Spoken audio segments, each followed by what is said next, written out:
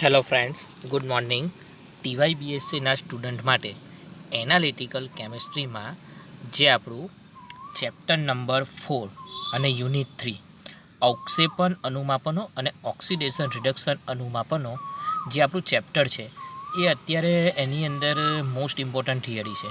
હવે અત્યારે લોકડાઉન દરમિયાન આપણે ઘરે છે તો ઘરે બેઠા આના વિશે આપણે ભણીએ અને થોડું થોડું શીખવાનો પ્રયત્ન કરીએ.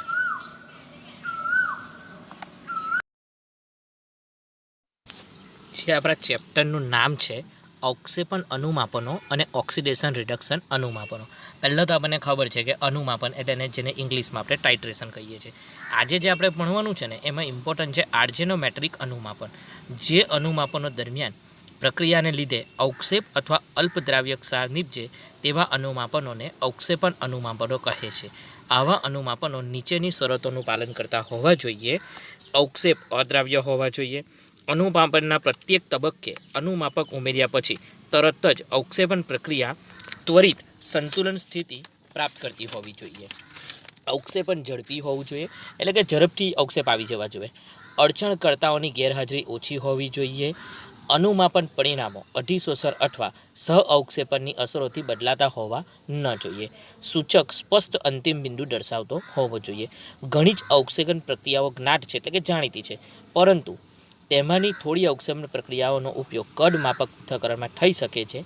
જે અવક્ષેપન અનુમાપનોમાં Cl - Br - I- અથવા CnS- નું Ag+ આયન વડે અનુમાપન કરવામાં આવે કે જેમાં અદ્રાવ્ય સિલ્વર ક્ષારનું અવક્ષેપન નીપજે છે તેમને આર્જેનોમેટ્રિક અનુમાપન કહે છે.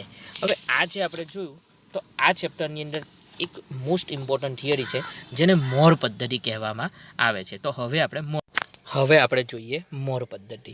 આર્જેન્ટોમેટ્રિક અનુમાપનોનું અંતિમ બિંદુ CrO4-2 આયનનો આંતરિક સૂચક તરીકે ઉપયોગ કરીને નક્કી કરી શકાય છે. આર્જેન્ટોમેટ્રિક અનુમાપનોનું અંતિમ બિંદુ નક્કી કરવાની આ પદ્ધતિને મોર પદ્ધતિ કહે છે. મોર પદ્ધતિમાં સૂચક તરીકે K2CrO4 એટલે કે પોટેશિયમ ક્રોમેટનું જલીય દ્રાવણ વપરાય છે. સૂચક તરીકે K2CrO4નો ઉપયોગ સિલ્વર આયન સાથેની ક્રોમેટ આયનની પ્રક્રિયા વડે નીપજેલા Ag2CrO4ના ઈંટ જેવા રાતા અવક્ષેપ ઉપર આધારિત છે કે જેનું અવક્ષેપન ફક્ત દ્રાવણમાંના ક્લોરાઇડ આયનનું સિલ્વર ક્લોરાઇડ તરીકે લગભગ સંપૂર્ણ અવક્ષેપન થયા પછી શરૂ થાય છે. NaClના જલીય દ્રાવણનું પોટેશિયમ ક્રોમેટ સૂચક વાપરીને AgNO3 વડે અનુમાપન કરવામાં આવે ત્યારે અનુમાપન દરમિયાન બે સંતુલનો સ્થપાય છે જે નીચે પ્રમાણે છે. Ag++Cl- રિવર્સિબલ પ્રક્રિયા AgCl અને એનો KsP AgCl બરાબર 1.8 × 10⁻10 અને બીજી રિએક્શન 2Ag++CrO4-2 રિવર્સિબલ પ્રક્રિયા છે એ પણ Ag2CrO4 અને એનો KsP Ag2CrO4 બરાબર 1.5 × 10⁻12. આ બંનેના આપણને KsP આપેલા છે. ત્યારબાદ AgCl અને Ag2CrO4ના દ્રાવ્યતા ગુણાકારના મૂલ્ય ઉપરથી કહી શકાય કે AgClના દ્રાવ્યતા ગુણાકારના મૂલ્ય કરતાં Ag2CrO4ના દ્રાવ્યતા ગુણાકારનું મૂલ્ય ઓછું છે.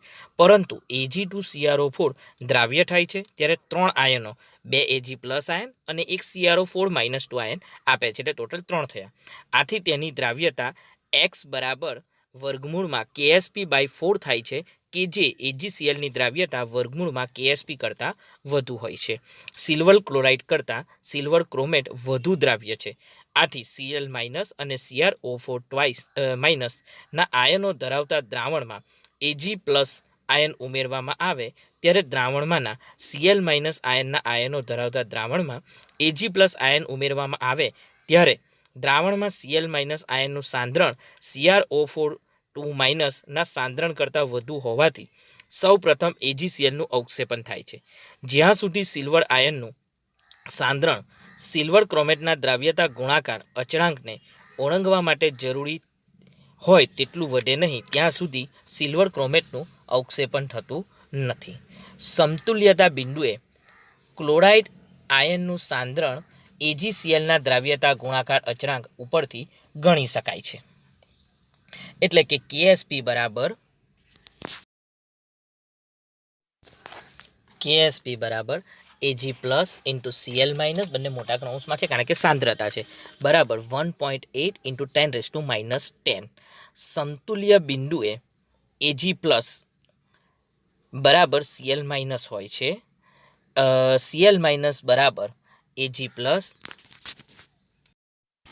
બરાબર વર્ગમૂળમાં KSP બરાબર વર્ગમૂળમાં 1.8 ગુણ્યા 10⁻10 બરાબર 1.34 ગુણ્યા 10⁻5 મોલર.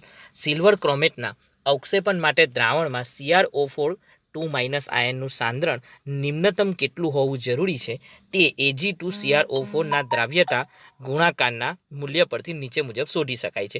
રિએક્શન આપેલી છે આપણને Ag2CrO4 reversible reaction 2Ag plus CrO4 minus twice, એટલે કે KSP બરાબર Ag પ્લસ મોટા કૌંસમાં વર્ગ CrO4 ટ્વાઇસ માઇનસ બરાબર 1.5 ઇન્ટુ 10⁻12.